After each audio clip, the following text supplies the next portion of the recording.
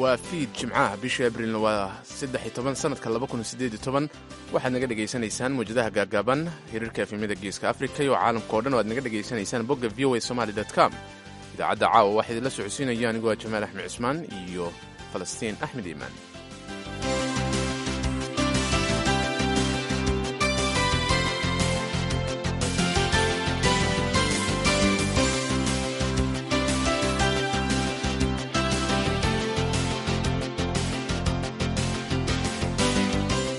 qodobada aad ku maqli doontaan idaacaddeenna fiidnimona waxaa ka mid ah barnaamijkii faaqidaada toddobaadka.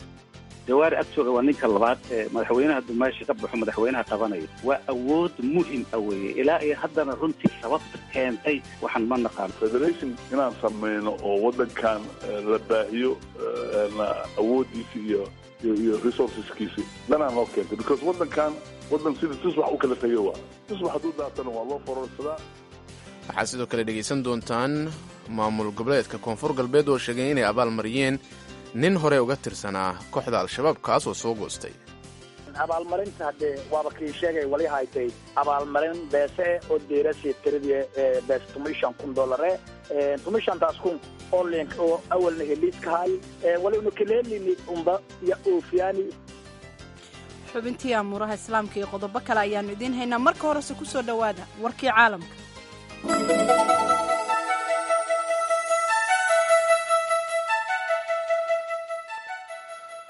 baarayaasha hay-adda joojinta hubka kiimikada ayaa gaaray waddanka suuriya waxaana la qorshaynayaa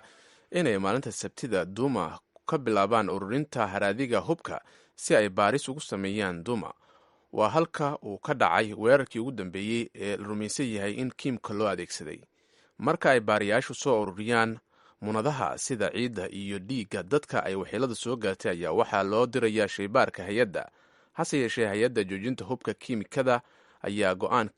markaasi kama gaari doonto cidda ka dambaysa adeegsiga hubkaasi. waxaa keliya ay xaqiijin doontaa in hubkaasi loo adeegsaday kiimiko uu ahaayo in kale. ugu yaraan 40 qof ayaa ku dhintay halka boqolaal kalena ay ku dhaawacmeen weerarkii toddobaadkii hore ka dhacay duuma oo ka tirsan quuda taas oo ku taalla bariga magaalada dimashik ee xarunta dalka syriya. shabakadda warbaahinta n b c ayaa sheegtay in dowladda maraykanku ay ogaatay in weerarkaasi uu ahaa mid kiimika ah kadib markii ay baaris ku samaysay kaadida iyo dhigaga dadka goobtaasi ku sugnaa. madaxweynaha maraykanka donald trump ayaa iska riixay warbixin ay qortay wargeyska new york times taasoo sheegtay in tan iyo dhammaadkii sanadkii hore uu madaxweynuhu qiimeynayay sidii uu ku eryi lahaa dembi baaraha gaarka ah robert muller kaasoo gacanta ku haya baaritaan uu ku sameynayay faragelinta ruushka ee doorashadii maraykanka 2016. trump waxa uu sheegeen haddii uu doonayo inuu eriyo muller december sida ay warisay new york times inuu markiiba sameyn lahaa. shalay ayuu ku tilmaamay intaasi ay tahay war been ah. trump ayaa mar walba waxa uu caro weyn u hayay muller oo wado baaritaankan muddo sanad ka badan, gaar ahaana toddobaadkan oo hay-adda FBI-du ay galeen xafiiskii iyo gurigii qareenkiisa gaarka ah magaalada new york. saraakiil FBI ayaa baaray michael cohen gurigiisa iyagoo markaasi tix raacaya dhaqaale iyo dokumentiyo la xiriira lacago aamusiin ah oo la siiyey dumar sheegay in ay xiriir la lahaayeen Trump. madaxweynaha dalka Ecuador ayaa fallaagada Colombia u qabtay muddo 12 saacadood inay ku cadeeyaan nolosha laba wariye iyo darawalkooda oo bishii hore la afduubtay. Lenin Moreno ayaa Khamiista waxa uu sheegay in fallaagadaasi weerarka ay ku qaadi doonaan haddii ay ku guuldareystaan inay xaqiijiyaan in saddexdan nin ay nool yihiin, balse faahfaahin dheeraad ah kama uusan bixinin waxa uu weerarkaasi noqon doono. Moreno oo isagoo jaraynaya khudbad TV-ga laga sii daayay ku yiri ma ogolaan doono in dhagarqabayaasha ay sharcigooda nagu soo rogaan. madaxweynaha ayaa ka huleelay shir madaxeedka gobolka ee Beirut kaga qaybgalayay kadib markii ay soo baxeen warar aan la hubin oo sheegaya in raggaasi la dilay. wariye Javier Ortega, sawirqaada Paul Rivers iyo darawalkooda Evrin Sagera ayaa dhammaantooda ka shaqaynaya wargeyska El Comercio, waxaana laga afduubtay soodinta ay wadaagaan Ecuador iyo Colombia. raggan waxaa qafaashay fallaagada Colombia ee marka magacooda loo soo gaabiyo loo yaqaano FARC. kooxdan ayaa howlahooda ku maalgeliya lacagta uga soo xaroota ganacsiga dhinaca maanduuriyaha ee kokaynka.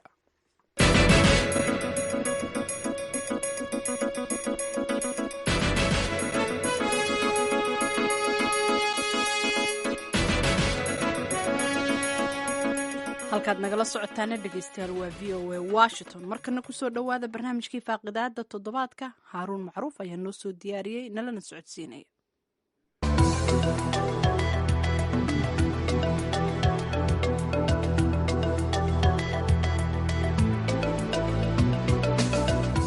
soomaaliya waxay toddobaadkan ka soo baxday khilaaf culus oo siyaasadeed oo curyaamiyey socodkii hay-adaha dawladda kaasi oo markii dambe ku dhammaaday inuu xilka iska casilo guddoomiyihii baarlamaanka maxamed cusmaan jawaari waxaana hadda iyo wixii ka dambeeya la geli doonaa midaynta dhinacyadii siyaasadda ku qaybsamay. haddaba khilaafkani muxuu uga dhigan yahay heerka ay marayso dawladnimada soomaaliya? waa mawduuca barnaamijka faaqidaadda toddobaadka waxaana igala qaybgelaya wasiirka dastuurka soomaaliya cabdiraxmaan xoosh jibriil.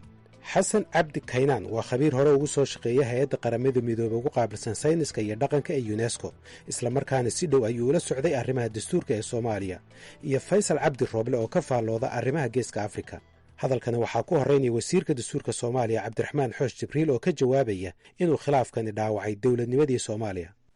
harun waa runta waa su-aal imaanaysa waaye sababtan wax kale ma ahee hadda kolley horta xukuumad iyo dawlad haday jirto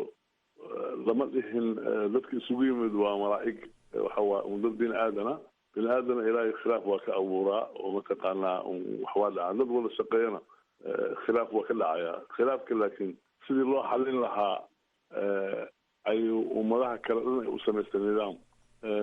annagana kolleyba nidaam aan leenahay nidaamkii ha ahaado curdan ha ahaado ha yaraado laakiin ha ku salaysnaado dastuur weli hadda in laga shaqeeyo usii baahan laakiin waxay ila tahay aniga hadda in adduunweynihi inaan tusnay in soomaalidu ay mataqaana awood u leedahay dhexdooda inay wax ku xalistaan. waa gartay anoo kaa dhex galaya wasiir qaabkii hadda wax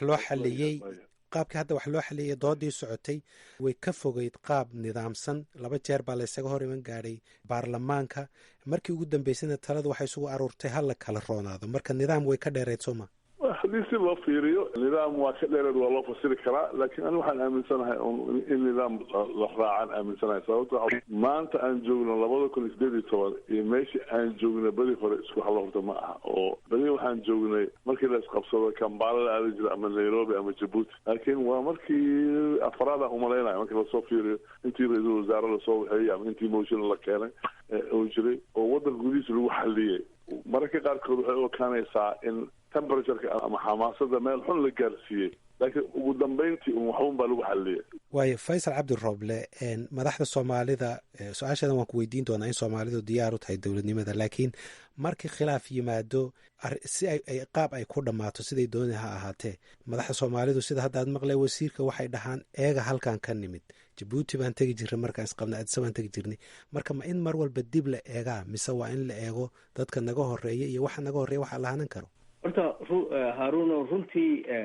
erey bixinta intii dagaalkii sokeeye dhacay kasakow soomaaliya kusoo biiray waxa weeye geedi socod waa runtii xushmata aad uu kaga dawaajiyey markuu leeyahay meeshaynu ka nimid hala eego waa fakar qani ah oo aad iyo aad dynamic ah waxa dynamic la yidhaha socdaal ku jira laakiin aan meel taagnayn. aniga way ila habboon tahay in had iyo jeer meesha marka ay khilaaf dhacaan ama arrini timaado in lala eego laguna wajaho meesha aynu ka nimid aynu naalay iyo meelaha aynu u soconno. waxaan taa ku darayaa inaan idhaahdo waxaynu ka imanaynaa kana soo guuraynaa wakti siyaasadda soomaaliyeed ku dhisnayd waxa la yidhaahdo halgan loolan ah oo iska soo horjeeda oo ishardiyaya. waxaynu u soconnaa ama transition aynu u samaynaynaa heer wada jir wada noolaad wada shaqayn ah. marka labadaa kala guur aynu u soconno waxyaabahan aad hadda kaga dhawaajisay baa kollaba ka dhex dhici doona iman doonana waa fakar meesha jira. xasan cabdi kaynaan soomaalidu diyaar ma u tahay dowladnimo?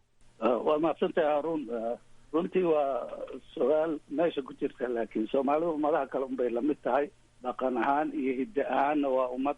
waayo aragnimo fara badan soo martay yani waxa diyaarka loo yahay unbay ku xiran tahay. yani nidaamka hadda jira waa nidaam aynu ognahay mid laga dhaxlay dawladihii gumaysiga ahaa oo meelo fara badan oo adduunka ka jira weli nidaam aan kobacsanayn ah laakiin xaaladda runtii dhabta ee isweydiinta u baahan waxaa weeye waa xaaladda dhabta ahee hadda waddanka ka jirta maxaa lagu xallin karaa? dastuurku sida wasiirka uu sheegay dastuurkaas ma lagu xallin karaa xaqaa'iqda dhabta ahee waddanka ka jira maanta? sidee baa loogu xallin karaa wey runtii su-aasha taagan. wixii lasoo maray waa goonideeda, laakiin arrinta maanta hadda taagan. laakiin sidaynu ognahay dastuurka way sheegaan marka la iskhilaafo dastuurkuu hebel ku xadgudbay ama dhinacaasi dastuurkay ku xadgudbeen ama xeer hoosaadkay ku xadgudbeen, laakiin arrintu haddana waxaa intaasoo dhan ka qaalib noqda muranka siyaasadeed iyo rabitaanka siyaasadeed soo ma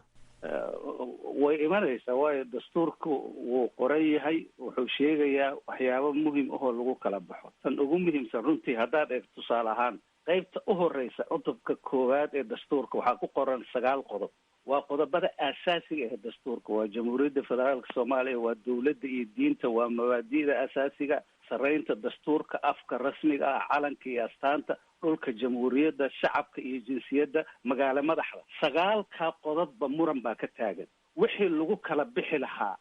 meeshii runtii dhibaatooyin fara badan baa ka jira. midda keliya la samayn karo waxaa weeye madaxweynaha, ra-iisul wasaaraha, wasiirada jira talo way soo jeedin karaan, way odayeyn karaan. laakiin markii la gaaro heer dastuurka la dhigtay lagu kala baxo, midda ugu muhiimsan oo meesha ka maqan asaasigana waxaa weye maxkamadii dastuuriga ah oo constitutionka uu sheegayo inay tahay arrimo dastuuri a markuu yimaado in lagu kala baxo hay-addaa inay jirto. hay-addii ma samaysna, waxa loo samayn la-ayaana runtii lama garanayo. dastuurkii haddaa dawladda hadda jirta oo runtii meelo wado dheer soo martay oo runtii waa gartay waa u tegi doonaa dastuurka, waan si faahfaahin doonaa. wasiir, haddaa adiku weydiiyo maxaa loo dhisi laayahay maxkamadii dastuuriga ahayd, maxaa hortaagan? horta runtii kenaan iyo faysal labadaba ku raacsanahay. horta waxa waaye meesha aan taagannahay horta in la fiiriyo iyo taarikhda aan soo marnay. yani taarikhdeenu waa iska mataqaanaa taariikh oo static oo meel taagan ma aha. isbedelo badan aan soo dhaceen. waxa aan soo marrayna weli waa ku dhex jirnaa oo dagaaladii iyo wixii nagama dhamaanin. marka sida aan nahay inaan wax u samaysana loo baahan yahay. ilaa hadda la soo gaaray dastuuraa soo samaysana siduu keenaan u sheegay. dastuurkaas dastuur fiican waayo oo laga bilaabi karo, lagu daba shaqayn karaayo. laakiin dee wasiir ma shaqaynayo dastuurkii khilaafkii awoodeed iyo siyaasadeed ma xalinayo. waa kusoo wadaa hase yeeshee waxa waaye hay-ado badan iyo institutiono badan oo dastuurka uu amray in la sameeyo oo la rabay in la sameeyo 2013 ayaan la sameyn oo ugu weyn yahay maxkamadda dastuurka. maanta haddaan qabilan maxkamadda dastuurka waa arbitrary ama waqooyiga sida yiraahdo waxaa la yidhahdaa umalaynaa seeriwalihi la yidhahdaa. waxa waaye oo firibiga inta qabsada dhahayo goolkan waa dhashay ama ma dhalanin. marka maxaa hortaagan inay dhisanto maxkamadii dastuuriga ahayd? aan ku dhameeyo hadduu arbitrar yidhahdo goolka waa dhashay waa lagu kala baxaa cayaaraha ama ha noqoto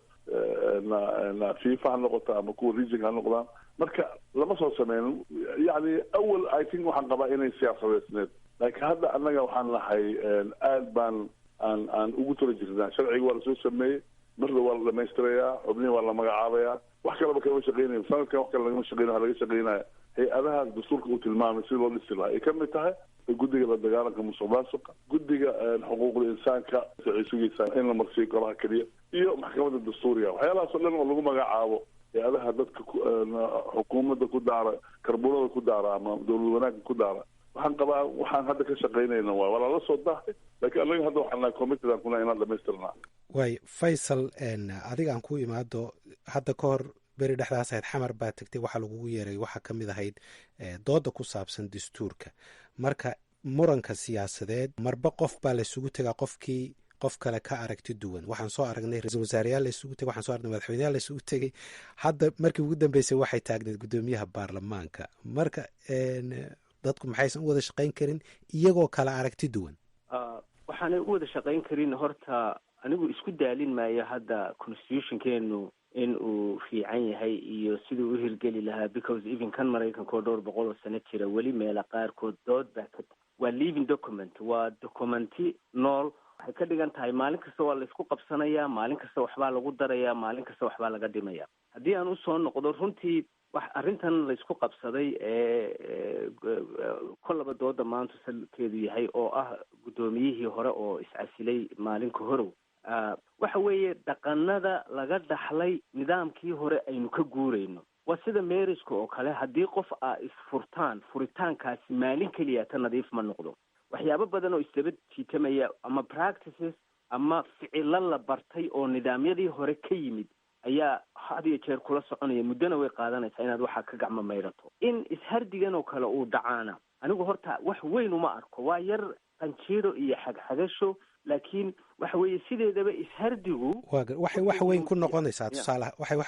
aan kaa dhexgalay waxay wax weyn ku noqonaysaa tusaale ahaan dhowaan way hadleen madaxda ugu sarreysa dowladda kuwa maamul goboleedyada waxay ku heshiiyeen dhammaadka sanadkan in la dhammaystiro. marka guddiyadii baarlamaanka iyo kii madaxa banaanaa ee dastuurka sameynayey howlahoodii waxaa ka hor istaagaya khilaafkii baarlamaanka oo kale. hadda 3 usbuuc ee lasoo dhaafay waxaa lagu mashquulsanaa arrinta guddoonka baarlamaanka iyo sidii laga yeeli lahaa. marka dib u dhacso u keeni mayso, wixii bartilmaameedyadii la dhigay oo dhan lagama soo baxaya sooma. runtii waa runtaa, marka la isqabsadaba waxaa dib u dhacaya ajendihii gaar ahaan madaxweynuhu watay, because dalkan marka habeenkii aynu kala wada tagno waxa madaxweyne ka ah, madaxweynaha la doortay iyo prime ministerkiisa, inta kale oo dhani waa hawl fudaydayaal iyo kalkaaliyayaal. waxaan doonayaa keliya inaan kusoo noqdo in Jawaari ka tegitaankii uu iska casilay shaqada normal bay noqon kartaa marka la isqabsado. political science-gu ama casharka la yidhaahdo cilmi science-ka ee bulshadu 4 arrimood ayuu muujiyaa: persuasion ama in qofka la qanciyo, in la xoog lagaga saaro, in la riixo. ta ugu fiican ee la tilmaamaya waxa weeye in la qanciyo qofku ka taga meesha haddii ay dhibaataba jirto. marka runtii anigu waxaan ka baqanayay in xoog iyo xumaani dhacdo, laakiin haddii marba guddoomiyihii hore isagoo og in uu waxyaabo badan diidanaa, dhinaca kalena waxyaabo badan ay saluugsanaayeen, in meeshii aanay qarax ka dhicin, waxaad garanaysaa tooliska political science-gu uu tilmaamo oo ah af Soomaaliya waa ku sheegi doonaaye persuasion ama isqancin, manipulation oo heerka labaad ah oo ama lacag iyo wax la siiyo sidii tii hore, iyo xoog in lagaga saaro. in maanta la isticmaalay persuasionkii ama tii qancintii. marka waxaan kutusayaa malmihii hore dadka waxaynu ku saari jirnay 2 milyan, 4 milyan, 3 milyan. maanta in Jawaari uu yidhaahdo anaa isku casilay, isagii madaxweynuhu intay qol isku xidheen, waxaan u malaynayaa in aynu heerkaas saddexaad aynu marayno oo ah kii ugu dambeeyey. kuwa dambena ay ka fiicnaan doonaan oo ah haddii qof impeachment lagu samaynayo ama la rabo in shaqada laga qaado, prime ministerka ha noqdo guddoomiye kale, in inta aan impeachmentiga la keenin fayl lasoo diyaariyo, faylkaasoo sheegaya waxaynu uga qaadayno xilka. marka waxaan ku tilmaamay anuu sheekadeyda geedi socodkan gudalooluu leeyahay, laakiin on the right track in ay Soomaaliya ku socoto ayaananu aaminsanahay. waa gartay. ilaa iyo haatan waxaan xasan baana siinaya, waxaan laga jawaabin su-aashaydii ahayd dad kala aragti duwan ma ka shaqayn karaan Soomaaliya. wadankan hadda aan joogno Maraykanka oo kale, wadamo badan oo dunida dadku iyagoo kala aragti duwan, laba xisbi kala ah, ideolojiyadooda aada u kala duwan tahay, ayaa haddana dowladdii iyo nidaamkii iyo haykalkii guud ee dowladnimada nin walba dhinaciisa kaga jira. xasan maxay kula tahay? fikrad ahaan waa mid jirta weye,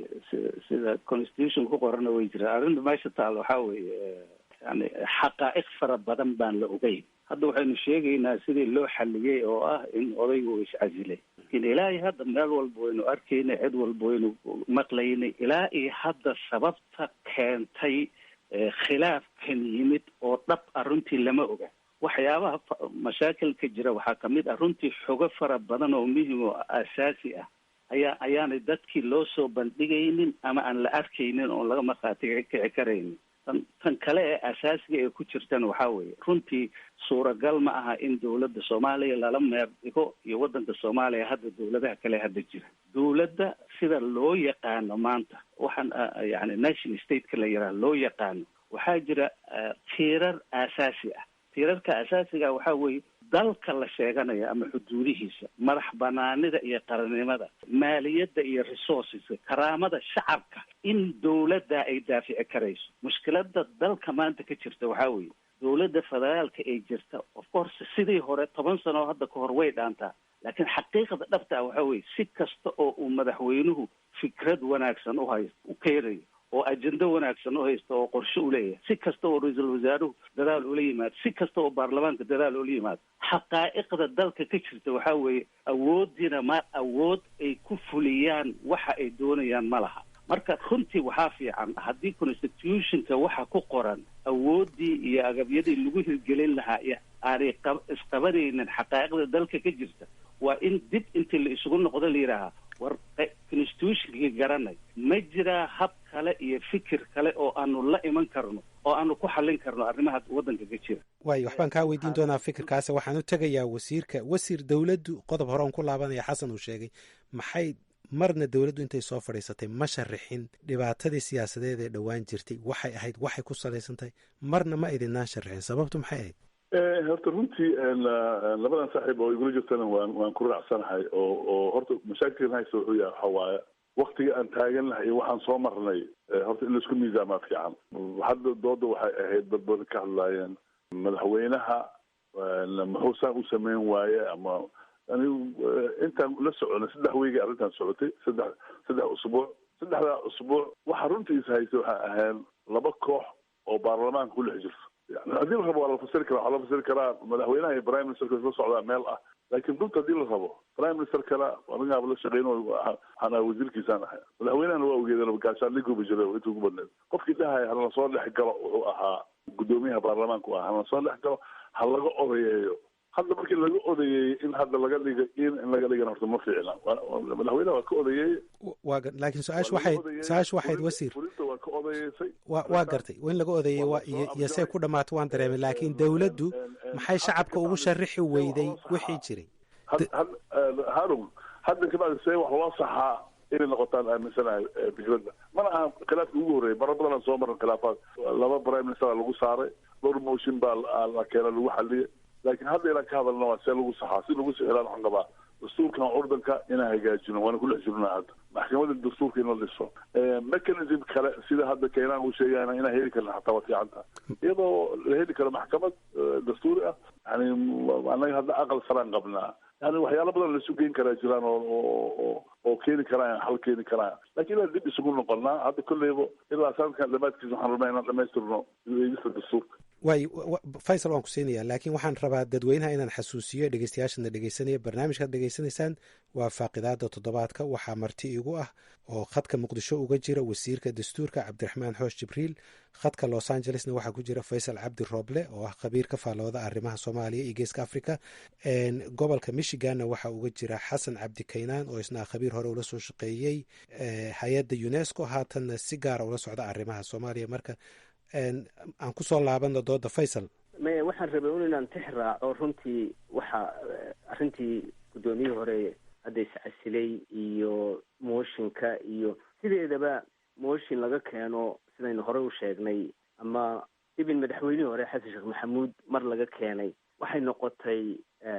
ficilada hadda uun baarlamaanku uu layliska u yahay oo wixii ay nacaan qaarkood ama ay diidaan ay u malaynayaan inay mooshinka ka keenayaan waxaan hadda dhacay waa practiceskaa hore ama waxaa hore ka dhici jiray dawladihii hore ee kala guurkaa la socdo wixii laga soo xigtay aan lagana goosan oo weli la socdo weeye laakiin anigu runtii ma saluugsani in constitution qabyo a dalkan yaallo because waxa weeye dal kala tegay uu keenaan hadda kaga dhawaajinayay ee lahayd xadkeed of course waa arrinaynu ognahay in dawladdu aanay awood u lahayn in even madaxtooyada ay ilaashan karto oo hadda uunba laga saaray askartii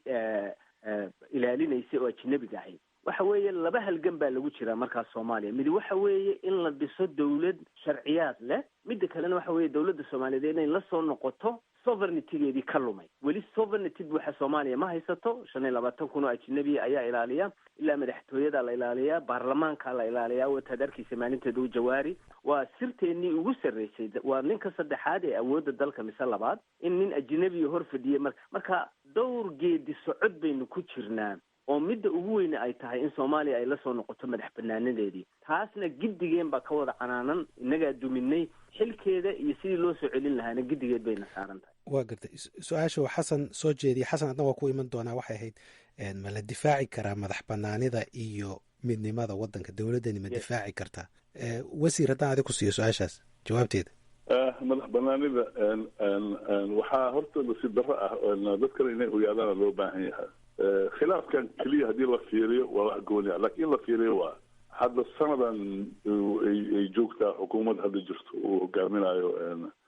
prime minister xasan kheyre madaxweynena ka yahay farmaajo haddaa fiiriso waxyaalaha ugu badan oo laga shaqeynaya hadda waxay ahayd sidii loo soo celinaya madax banaanida ko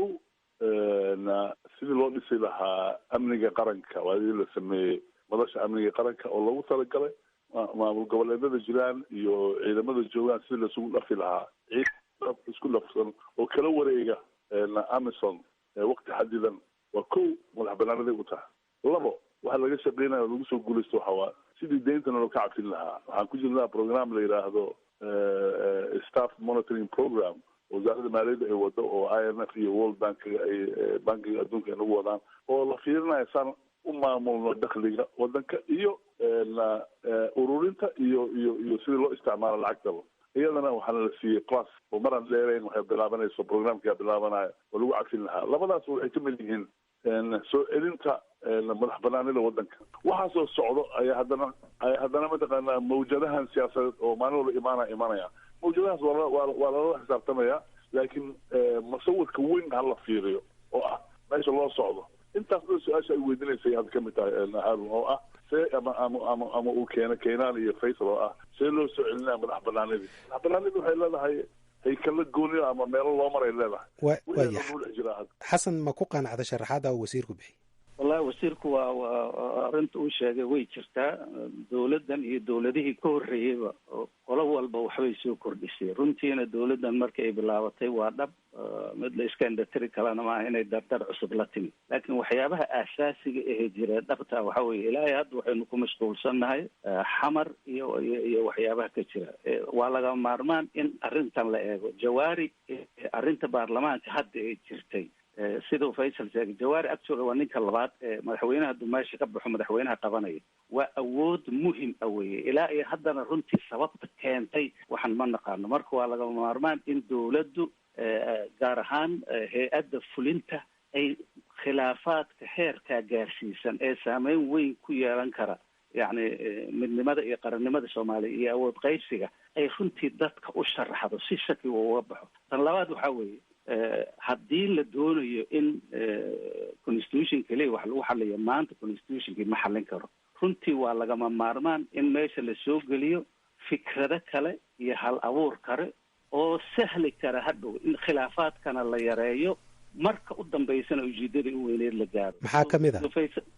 sidaa anigu waxaan aaminsanahay haddii lagu soo koobo dastuurka maanta yaala ee qabyada ah ma xallin karo mashaakilka ka jira waxaan aaminsanahay in dib intii la isugu laabto ama la fiiriyo sidii constitution wax loogu bedeli lahaa ama wax loogu kordhin lahaa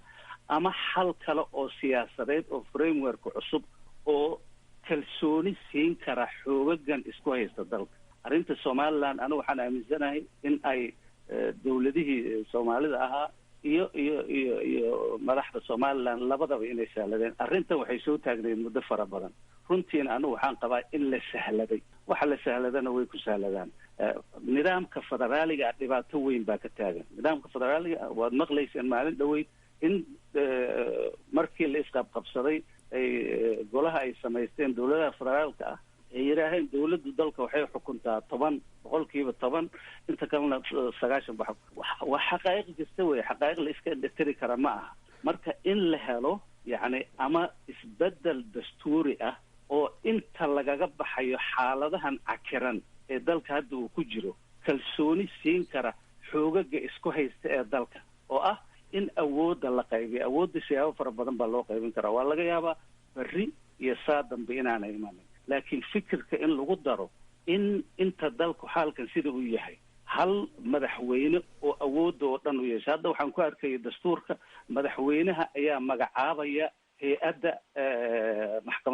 maxkamadda dastuuriga ah anigu waxaan qabaa matalanba in taa dib loo eego oo baarlamaanka labada aqal ee baarlamaanka ay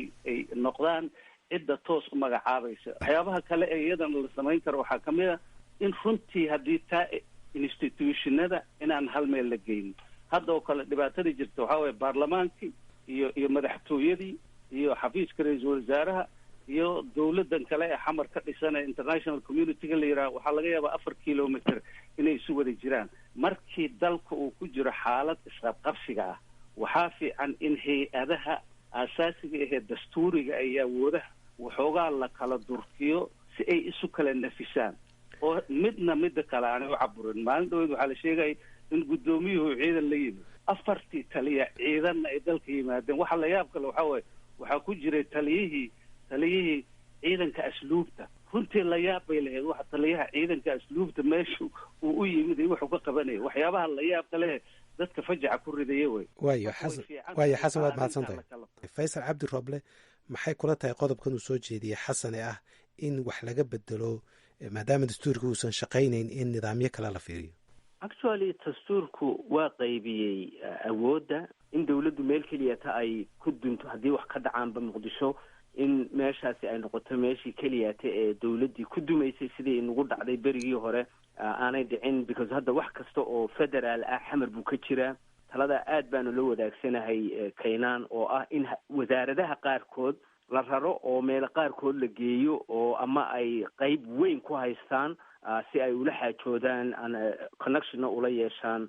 dadweynaha soomaaliyeed meeshay ku nool yihiin. I think arrinta somaliland completely waa ku raacsanahay. dawladihii hore oo dhan iyo tan hadda joogta waa laga gaabiyey, inkastoo tan hadda joogta sanadkan dabayaaqadiisa ay steps cadcad ka qaaday, ama ha noqoto arrinta berbera oo wasiirka arrimaha dibaddu qaraar ka soo saaray, dhowr gooboodna uu tegay si uga caddeeyo positionka dawladda iyo ummadda soomaaliyeed ay ka leeyihiin in dalku aanu kala go-in, inkastoo somaliland ay leedahay waa kala goonay. arrimaha laga gaabiye weeye because hadda muddo berido 30 sano bay maraysaa inta somaliland ay leedahay dal gaaraan nahay. marka challenge-ga dawladda dhexahaysa waxa weeye dagaal laguma qaadi karo oo Soomaaliya dagaal u diyaar maaha, mana fiicna dal degan ama qayb degan oo Somaliland oo kala in la qashqashaada. hadda awoodeedna ma hayso dawladda federaalku danna uguma jirto, laakiin waa in conversation iyo wada sheeko laga yeeshaa because muddooyin dhan baa laga aamusnaa arrimahan. dalkuna waa sii kala fogaanaya. waa gartay. qodob aan rabay inaan ka hadla waxay ahayd awoodda dadka shacabka. inkastoo doorasho toosa aysan ka dhicin Soomaaliya oo aysan dooranin madaxdooda, ma aysan dooranin hadday yihiin madaxda dawladda, hadday yihiin xildhibaanada, inkastoo haddana hogaamiyayaasha waddanka iyo mas-uuliyiinta iyo xildhibaanaduba ay mar kasta dhaxaan markii khilaafkii aan aragnay dhowaan oo kale uu yimaado, danta shacabka ayaa sidan kuma jirto ama saanay ku jirtaa. marka haddana ma muuqato wasiir, sida aad waraysi dhowaan iigu sheegtay, waxaad tiri dastuurka soo socda afti dadweyne looma qaadi doono. haddii marka dastuurkan afti loo qaadi doonin, sida muuqata dadweynuhuna toos uma soo dooran doonaan xildhibaanada dambe ee baarlamaanka kan xiga. marka wakaaladii rasmiga ahayd ee dadka shacabkaa say ku fulaysaa, say ku suurto galaysaa ama ku hirgelaysaa rabitaankii dadku suu ku hirgelaya? harun hadda waxaa socdo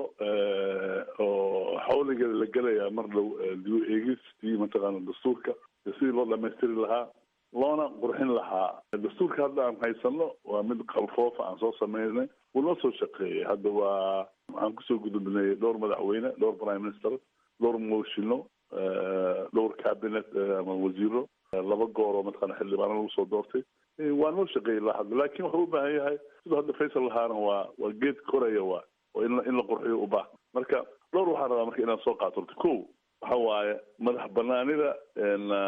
waddankan ama sovereign ma yahay. waddan sovereign ama madax banaan ma noqon karaa hadduusan dhaqaalo haysanin. dhibaatooyinka ugu weyn la haysto waddankan waxa waaye dhaqaalo waaye.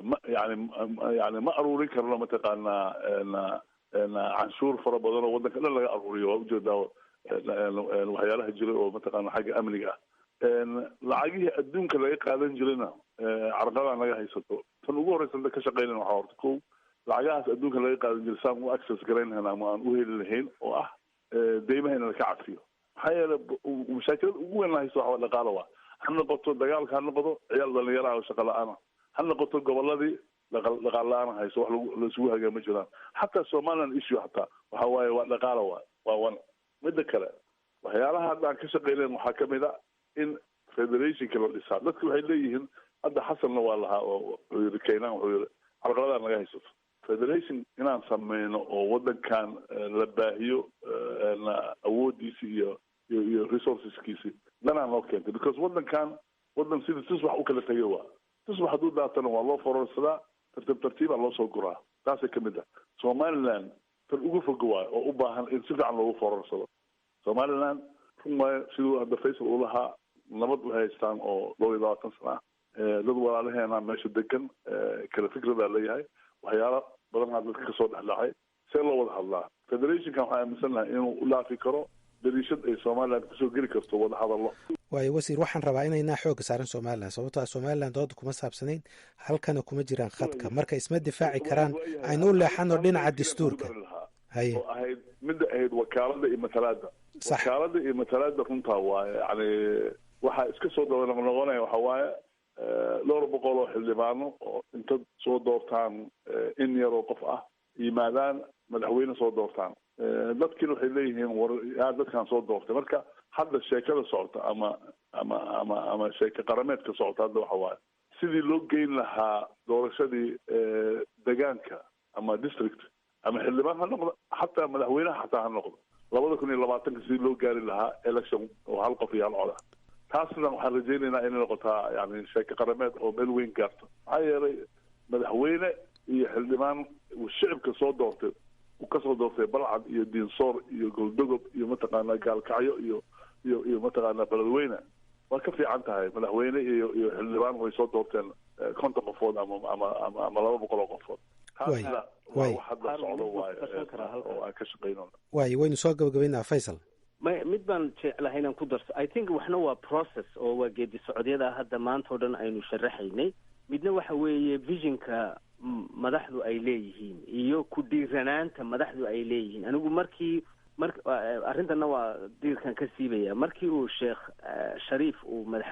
prime minister ka dhigay maxamed cabdilaahi farmaajo doorkii hore waxaan arrintaasi way dhiiranayd because laba xaafadood ay ku noqnoqon jirtay taariikhda soomaalida madaxweynaha iyo prime ministerka buu ka yar baxay oo waa yar fogaaday macnii marmar inaad step qaado waa fiican tahay I think dawladda maxamed cabdilaahi farmaajo iyo xasan khayre waxaa fiicnaan lahayd laguna dhiirigelin lahaa waxna yar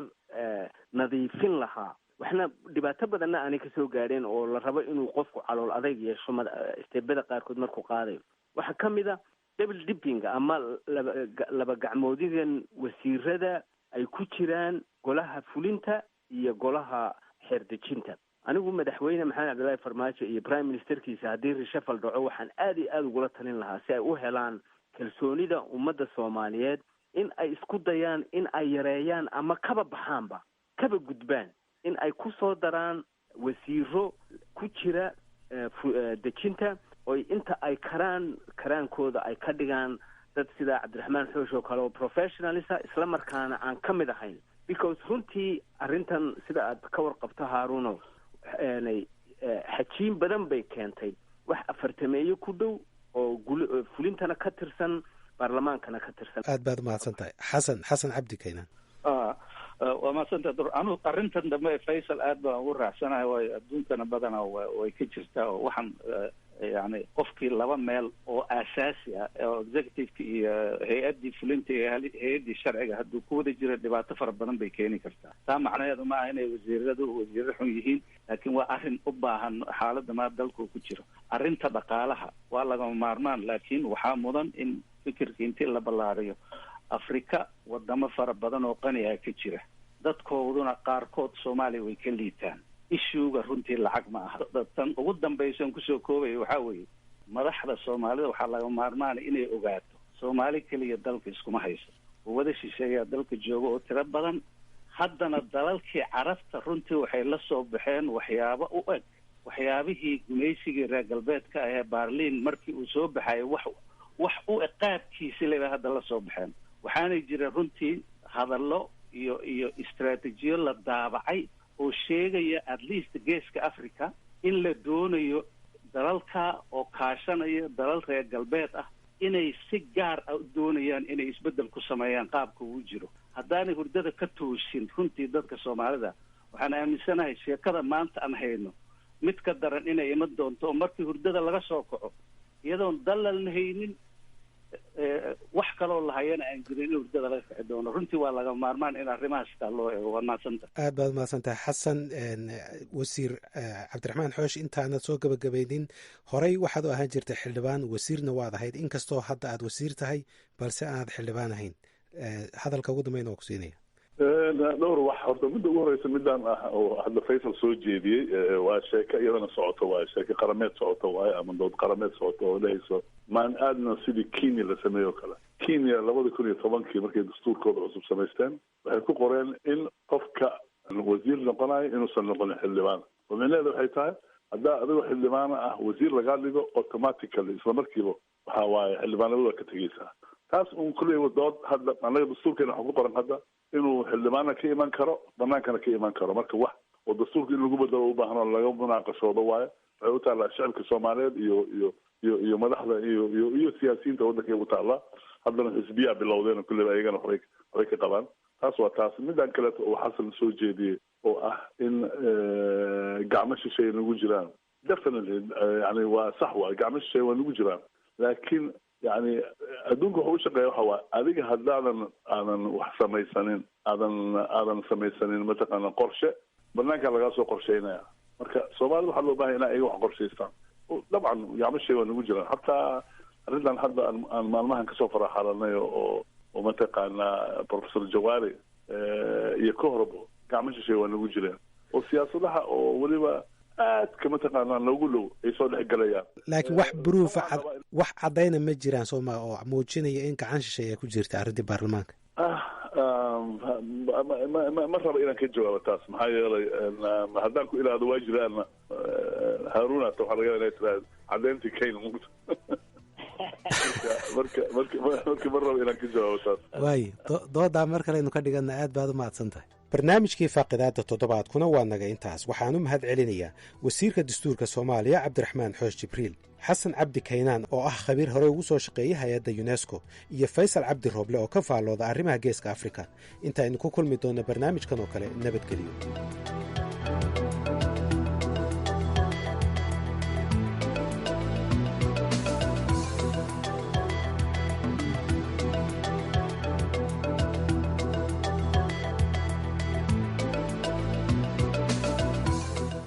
haarun macruuf ayaa barnaamijkaasi soo jeedinaya halkaad ka dhegaysanaysanna waa VOA gurro waxaad maqli doontaan barnaamijka umuuraha islaamka balse aynu ka horumarino maamulka koonfur galbeed ayaa lacag abaalmarina siiyey nin hore uga soo goostay maleeshiyaadka al-shabaab bishii janaayo ee sanadkan wasiirka amniga ee maamulkaasi xasan maxamed xuseen ayaa waraysigu VOA du siiyey ku sharaxay sababaha ay maamulka tallaabadaasi u qaadeen jaamac buule jaamac ayuuna u warramay ciidan mahadsantiin lankaas sidaad sheegtay wali hordhaan tirsanaada jiray qolada al-shabaab kabacdi wadahadal dheer oo una la galnay dowladda koonfur galbeed yaa la galnay yaa wali kasoo biyay inuusa wali go-aan meel isku tirsanayo usan ku kutabo usoo markaas meelin kula tabi baabuur cabdibile oo nooc oo qoroga dhashiisiga ee saaraye wala hadda la siin wali haayena wal hordhaan leenka ballan qaadi usoo meelin rooguna kaleelini hadda ununa ballantiini inuu oopinilay muujiyaan waa kala dheeraade maada jarneedba marka maadaama uu gaari cabdibilaa oo dhashiika saaran yahay uu watay ayaa heshiiska uu sidaa u ahaa miyaa mise imaatinkiisa ayaa ka muhiimsanaa gaariga kee culayska aad saarteen ciidan mahadsanta muhiimadda wala haytay arrinta lamada dhinaba muhiima ku hayti kooyowshay sarkaalka kooyowshay muhiima hayti hadda wala kale muhiim sii hayti hob oo umadun laka dhibaatay ayay dadka Soomaaliyeed dhibaato linka jeesiday in isla qooyo oo isla dhiiriday in isla qooyo yaa muhiimada lamaad hayti walina heliiska hayay baabuurka hayay heliis baabuurkaas markii isla sheeno abaalmarin la sii abaalmarintaas oo soo meel roog la kala heli signa aragaasan abaalmarintiina geedka la sii waya mudane wasiir waxaad faahfaahin naga siisaa abaalmarintu waxay ahayd iyo waxa hadda aad ka filaysaan isaga ciidan mahadsanta abaalmarinta hadde waaba kii sheegay wali haytay abaalmarin beese oo deerasi tiradii bees $5,000 $5,000 oo link oo awalna heliiska hay wali unu kaleelini umba ya oofiyani soo wala unu anka bandhigli dadkana inay unu dadka kale meelo jeer iyo naftiyo oo dhibaatada ka haysato inayo dhibka sii ku baafadan iyo la qooyan baabuurta la gumaada ay umadiyo sheenan insha Allah saasa ku rajayaan iyo nahan kalen waayahay dadka arrintan faaqidayo qaarkood waxa ay leeyihiin ciidamada koonfur galbeed iyo kuwa dowladda federaalka ee baayo bakool iyo shabeellada hooseba ku sugan waa ay daruufaysan yihiin marka in hal sargaalna 15,000 la siiyo askarti kale ee maalin walbo safka hore ku jirtayna ay daruufaysan yihiin sidee isu qabanaysaa arrintaas maxaad ka leedahay dhibaatada iyo daruufta iyo wala jara sax waaye ciidamada inay dhib jaro wala xaqiiqa waay wala qarya uma daruufaysiin laakiin may liin baahanya su-aalo wala inta daruufta ma sheen daruufta wala sheenay niman cadow ee al-shabaab oo dalkun dhibaato ka haayo jiditee hiridi dhibaato badan injeesida ay umudun ya sheentay inay ciidamada daruufawaan taasa sheentay marka se daro al-shabaab leen ku adkaada wal alla wala una suubii korna oo karaankan ee suubiyaan cid alla cidii al-shabaab ku qoyto oo qalab xoog leh ku sheentona insha allahu tacaala wala rajeyna inaynu ka abaalmarino wal alla wala una helo korno marka lacagtan abaalmarinaha aad bixinaysaan ma tahay lacag sharciyaysan oo baarlamaanku idinla ogyahay ama miisaaniyadiinii aad soo gudbiseen ka mid ah mise waa uun sidii wax loo helaad wax u bixinaysaan dowladda koonfur galbeed sida ad adiiba ogta miisaaniyadiya leta oo leenka talagalay ama dhinaga amniga haatoy ama meelo kale haatoy wala ku tirsanta wala leenku talagalay miisaaniyadii leenka talagalaya ku tirsanta hadde cid walba oo cadow ku tirsano awood korta inay baabuur ama wal sheentona insha allahu tacaala sidii una lankun abaalmarin aan abaalmarin doona biidnillahi alkariim oo bilaahi ugu dambeyntii maxamed xasan aadan oo sandheere loo yaqaano waxa uu idinku soo biiray oo soo goostay bishii January maxaad hadda filaysaan in uu qabto ama ay shaqadiisu noqon doontaa markii abaalmarinta laga gudbo maxamed awal buu wali ku tirsanaada jaray umadoon deegaanadu waa ku jeedo ee reer koonfur galbeed intiisan kabiirna nimanka khawaariijta ee intiisan kabiirna wali ku tirsanaada jaray dadkun deegaanka sida ada la dareerta ummadda Soomaaliyeed dhamaantii 27 sano burburaha jari burburkaasna waxyaabo badan la hamari dadku wali kabiirena jabhada badan hordaan kabiireen nimanku cadowga ee diinta ka qaraabadawna dadka marka hore wali in sheegan inay diin wadaan dadkii geekasi markii aan sheegay in diin wadaan kabiiri oo hadda garowsadii inay nimanku diin wadna oo dhibaato umada ka hayaan oo biyo reed hangnagadaan wali ku mid nagad doonana dadka deegaanka koonfur galbeed hordhaagna ku mid hayaan wali hayaan oo ku toobad sheenan hadda iyo ku mid yihiin insha Allah taala dadkii ku mid yihiin meel alla meel isfado ku qabsado kor biidnillahi alkariim kaasi waxa uu ahaa wasiirka amniga maamulka koonfur galbeed ee Soomaaliya Xasan Maxamed Xuseen wuxuuna khadka telefoonka Beedhabo ugu waramayay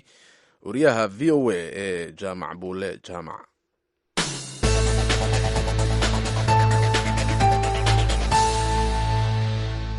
habeen wanaagsan dhegeystayaal halkaad nagala socotaana waa VOA Washington markana ku soo dhawaada barnaamijkii umuuraha islaamka iyo Jacfar Kuukay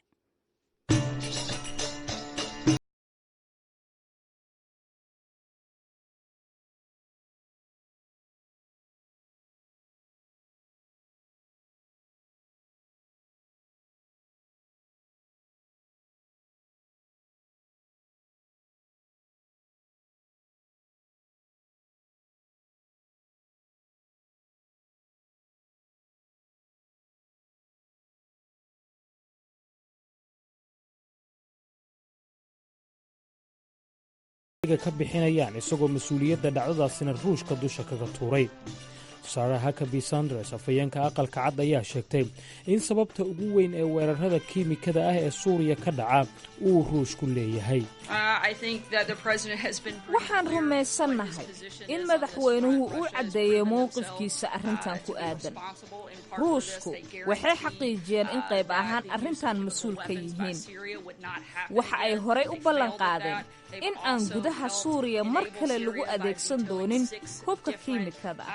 wayna ku guuldaraysteen waxa ay Suuriya garab ku siiyeen in ay hoosheeda sii wadato ayaga oo fiitow u adeegsaday 6 qaraar oo kala duwan oo qaramada midoobay ee saari lahayd waana hubanti inay dhabarka u ridanayaan qayb ahaan mas-uuliyadda arrintan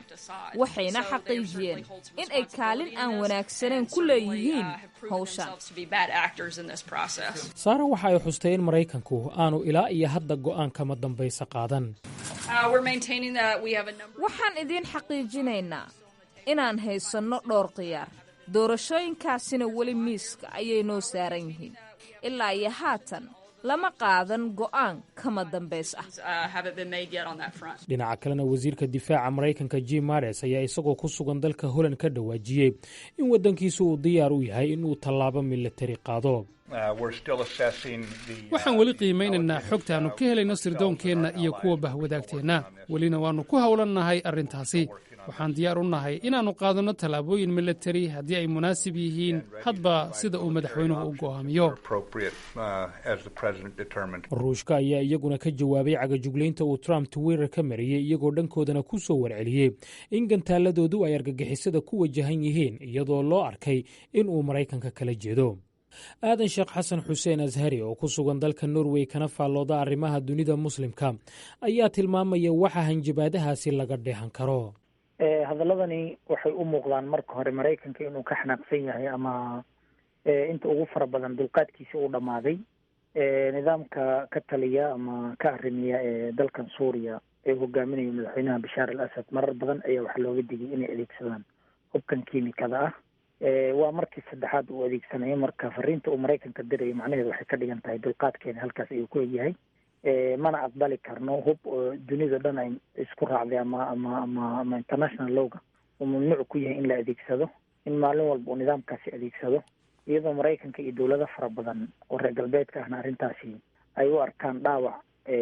inay ku tahay ilbaxnimada guud ee dunida caalamka in caruur iyo dad masaakiin ah lagu dilo hub noocaas oo kale ah. laakiin sidaan la socona nidaamkaasi garbo waaweyn buu leeyahay oo uu ku duulaa oo heerkanba soo gaarsiiyey waa ruushka oo kow ah iyo Iiraan oo laba ah. arrintan haddii Maraykanku uu yiraahdo arrintaas faragelin baan ku samaynayaa sidee isku qabanaysaa Bashaar al-Assadna ay garbaha ka taagan yihiin ruushka iyo Iiraan? arrintaasi waa arrin meesha ku jirto gaar ahaan marka la yidhaahdo dowlad weyn, dowladaha fara badan ee nidaamka hadda garab taagan waxaa ka mid ah dowladda weyn ee ruushka oo iyada xoog badan isugu geysay in ay difaacdo nidaamkaasi ay la shaqayso. hadda xoogga iyo awoodda uu ku faanayo inta badanna uu yahay awoodda ugu fara badan ee ay siisay dowladda ruushka. saasi darteed Maraykanku in badan waxa uu ka fogaanayay xulafadiisa reer galbeedkaba inay dagaal toos ah la galaan dalkan ruushka, gaar ahaan dhulka Suuriya ay si toos ah ugula dagaalamaan aad bay isaga ilaalinayeen. saasi darteed waxay ku dadaalayeen in uu ahaado halku-dhagga guud ee ka dhexeeya iyaga iyo ruushkaba inuu ahaado wada shaqayn guud in la sameeyo, in si wada jir ah loola dagaalamo argagixisada. wixii intaasi kasoo harana in loo daayo wada xaajood siyaasadeed oo labada dhinac dhex mari kara oo ugu dambeyntiina labada dhinac waxay raalli kaga yihiin kusoo idlaan kara. hase ahaatee ruushka hadda waxa uu ku dhaaranayaa in uusan aqbalaynin faragelin military oo ay sameeyaan reer galbeedka nooc walba doontaba ha ahaatee, in ay arrintaasi aada uga soo horjeedaan bay caddeeyeen tasriixaadka mas-uuliyiinta waaweyn ee kala gedisan reer ruush ay bixinayaan. hase ahaatee Maraykanku waxaad moodaa hadda in uu sabirkiisa dhammaaday, isaga iyo xulafadiisana ay diyaar u yihiin ama la gaaray timekii ay islahaayeen waxa ay mudan tahay in tilaabo la qaado gaar ahaan mid military ah. dowladaha waaweyn ee gobolka ku yaala ee ruushka ay isku dhinaca yihiin Turkiga baa ka mid ah. haddii la yidhaahdo way adag tahay in military ahaan ruushka iyo Maraykanku ay isku dhacaan, maxaa kale oo xala oo furan? wax xal ah oo hadda dhow ma muuqdo oo arrintaasi ku saabsan, laakiin waxaa laga yaabaa sida aan horeba uga dhawaajiyey ama aan u sheegay in Maraykanka laga yaabo inuu ku dhiirado in uu duqeeyo goobo mucayan ah oo markaasi ku tuhunsan yahay hubka caynkaasi ah. ruushkana markaas waxaa dhici karta inay ka indhalaabaan ama wadahadal ay la furaan Maraykanka in arrintaasi ay joojiyaan. taasi noocan ma waxay ay baacinaysaa ama laga yaabaa inay xoogaa cabsi ku abuurto argagax nidaamka halkaas ka taliya oo marar badan ku dhiiraday inuu adeegso.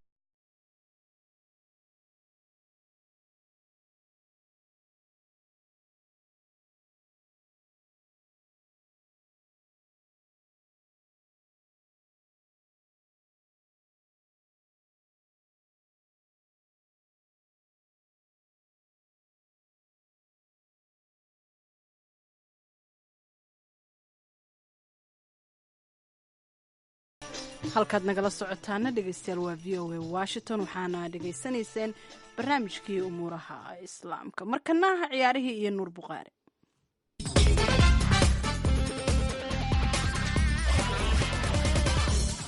waxaa maanta magaalada nyon ee dalka switzerland lagu soo gebagabeeyey isku aadka wareegga semifinalka tartamada uefa champions league iyo yuruba league oo ah kuwa ugu xiisaha badan qaaradda yurub. tartanka champions league kooxda difaacanaysay horyaalnimada labadii sano ee lasoo dhaafay ee real madrid oo ka dhisan dalka sbain ayaa ku beegantay kooxda bayer munik oo ah koox ka dhisan dalka jarmalka. lugta koowaad ayaa waxay ka dhici doontaa garoonka bernabeu ee kooxda real madrid 25 bishan abril, halka is-arga labaadna uu ka dhici doono garoonka allianz arena ee magaalada munik 1 bisha may. bayan ayaa wareeggii 8 soo reebtay kooxda ishbiiliya ee dalka sbain, halka real madrid ay ka soo badisay kooxda yuventus ee dalka talyaaniga. labadan koox ayaa isla wareegan semifinalka isaga hor yimid xilli ciyaareedkii lasoo dhaafay, waxaana finalkii 4 gool iyo 2 gool ku gaartay kooxda real madrid. kooxda roma ee dalka talyaaniga oo sannado badan kadib gaartay semifinalka tartanka horyaalada yurub ayaa waxay isku dhacayaan kooxda liverpool oo horey ugu guulaysatay 5 jeer koobkani. roma waxay si la yaab leh uga soo badisay wareeggii 8 kooxood kooxda barcelona oo is-argii hore 4 gool iyo gool ku badisay, balse lugtii labaad ku jabtay magaalada roma oo ay kala laabatay guuldarro 3 gool iyo eber ah. waxay ahayd mid ka mid ah soo laabashadii ugu yaabka badnayd ee abid ka dhacdo tartanka kooxaha horyaalada yurub. liverpool waxa ay ka soo badisay oo ay soo reebtay kooxda manchester city. ciyaarta dhex mari doonta liverpool iyo roma ayaa sidoo kale xusuusinaysa taageerayaasha labada dhinac finalkii tartanka yurub ee sanadkii 1984 markaas oo ay liverpool rigoorayaal 4 gool iyo 2 gool ah koobka uga qaaday roma. labadan kooxood ayaa hadda is-aragooda koowaad ee wareegga semifinalka tartanka yurub ka dhici doona magaalada liverpool ee dalka ingiriiska 24 bishan abril. is-aragga labaad waxa uu 2 bisha may uu ka dhici doonaa magaalada roma. dhinaca kale waxaa maanta la sameeyey isku aadka 4 koox ee isugu soo haray tartanka yuruba league.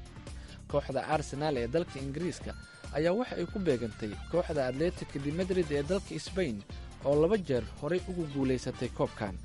kooxda maqse ee dalka faransiiska ayaa iyaduna wajihi doonta kooxda RB Salzburg ee dalka Austria. dhegaystayaal wararkii ugu dambeeyey ee ciyaarahana waa